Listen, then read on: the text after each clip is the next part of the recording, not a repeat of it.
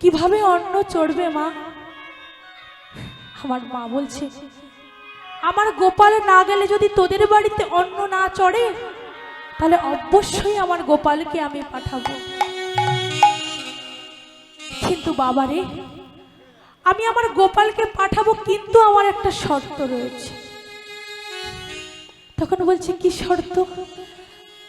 তুই আমার গোপালকে তোরা ঘিরে ঘিরে নিয়ে যাবি, আবার ঘিরে ঘিরে বাড়িতে ফিরিয়ে নিয়ে আসবি, কখনো আমার গোপালকে কাজ ছাড়া করবি না।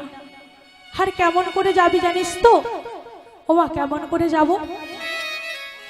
আগে যাবে বলাইয়া আমার, আগে যাবে বলাইয়া আমার, পেছনে কানাই গো, পেছনে কানাই। আর আগে যাবে বলাইয়া আমার, আগে যাবে বলাইয়া আমার, পেছনে কানাই গো, পেছনে কানাই।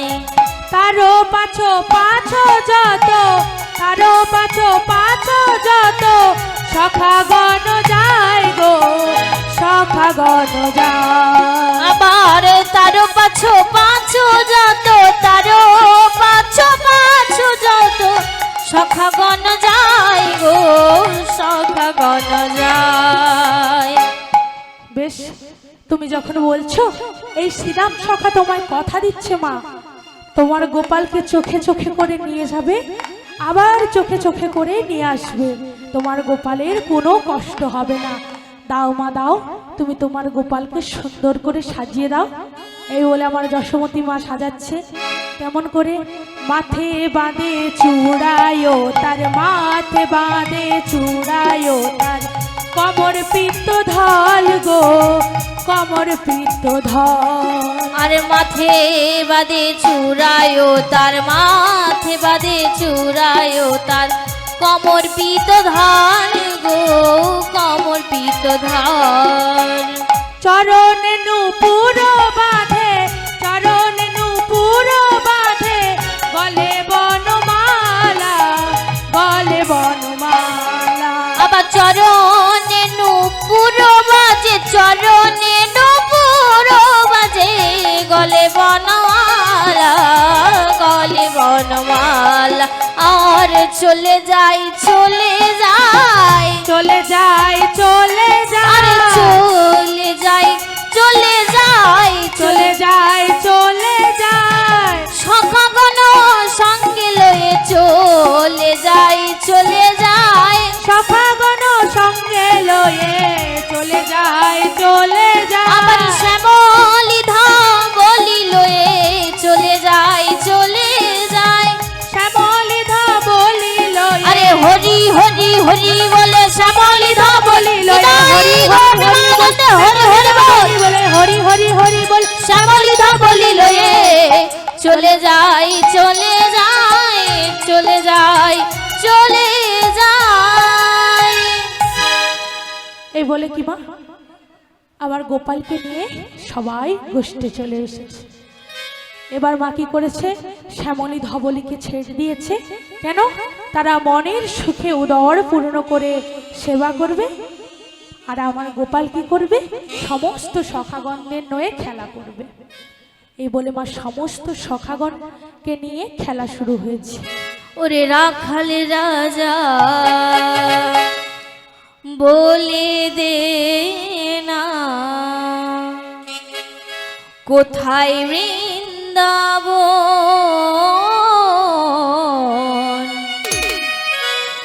শ্যামকুণ্ড রাধাকুণ্ড, গিরি গোবর্ধন।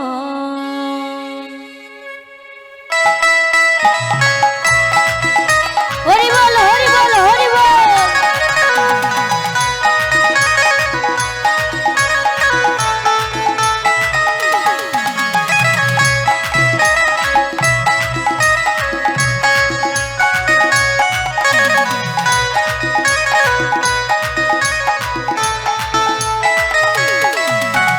রাখাল রাজা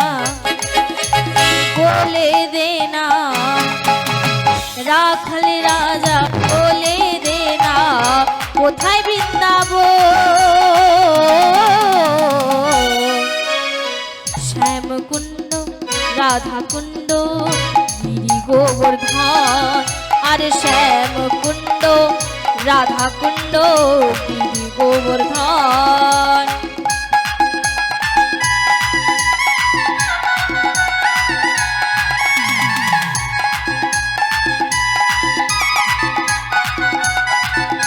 নিতাই গৌর প্রেমানন্দ হরি হরি বল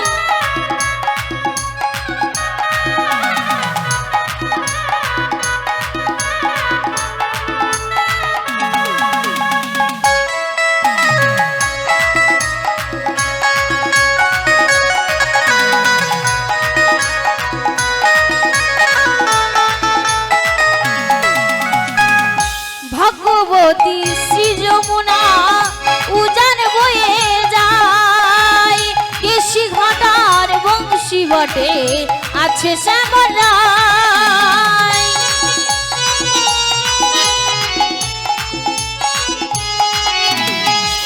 ভগবতী শ্রী যমুনা উজান বয়ে যায় দিনের শেষে রাখাল রাজা বাঁশরি বাজায় বাঁশরি বাজায় রে কালা বাঁশরি বাজায়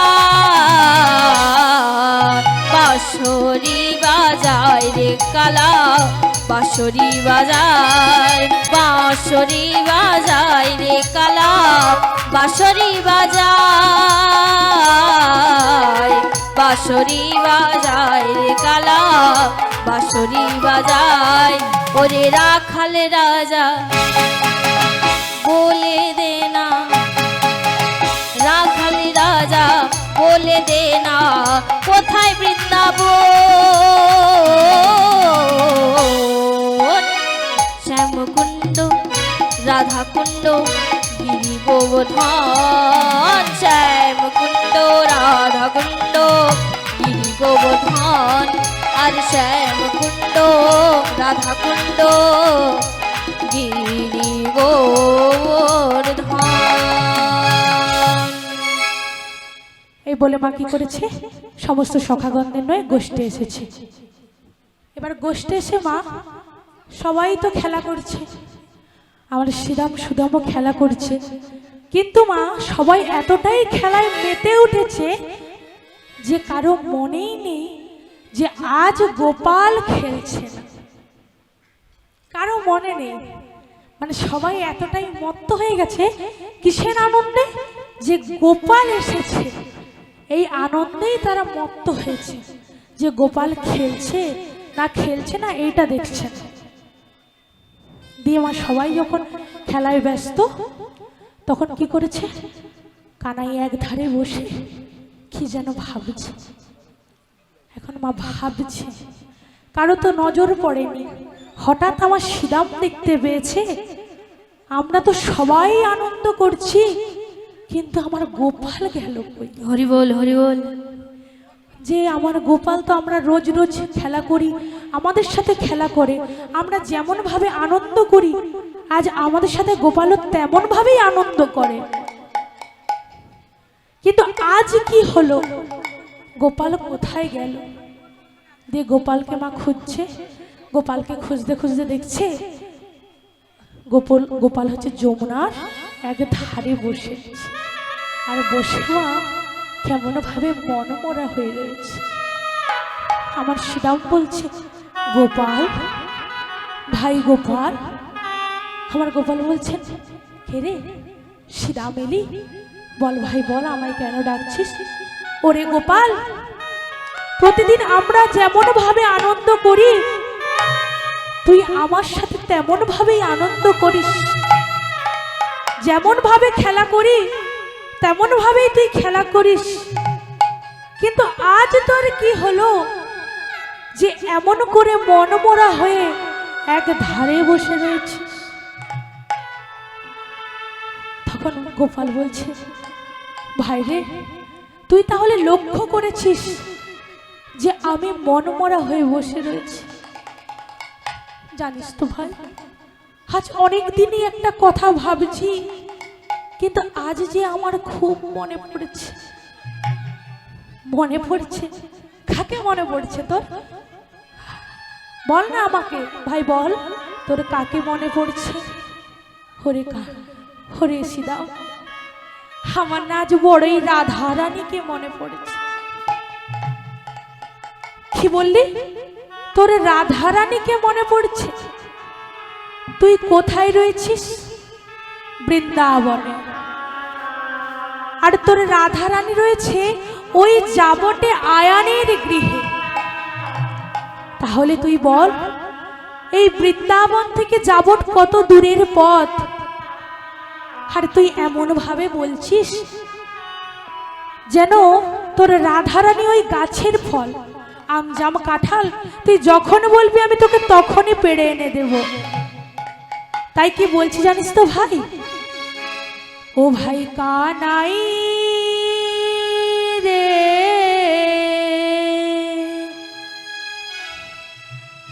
বন মাঝে রাধা কোথা পায়। ও ভাই কানাই রে, বন মাঝে রাধা কোথা পাই। ও ভাই কানাই রে, বন মাঝে রাধা কোথা পাই। তোর রাধা কি গাছের ফল তোকে পেড়ে এনে খাওয়ায়? আর তোর রাধা কি গাছের ফল তোকে পেড়ে এনে খাওয়াই। ও ভাই কানাই রে,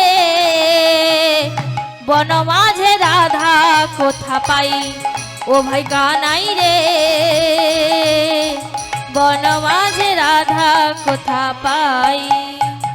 তোর রাধা কি আম জাম কাঁঠাল তোকে পেড়ে এনে খাওয়ায়? আর তোর রাধা কি আম জাম কাঁঠাল তোকে পেড়ে এনে খাওয়াই। ও ভাই কানাই রে, বন মাঝে রাধা কোথা পাই। ও ভাই কানাই রে,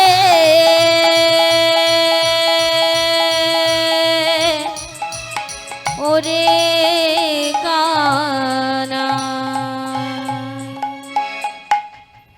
ওরে কানাই, তুই এক কাজ কর ভাই, তুই না ওই রাধা রানীকে ভুলে যা।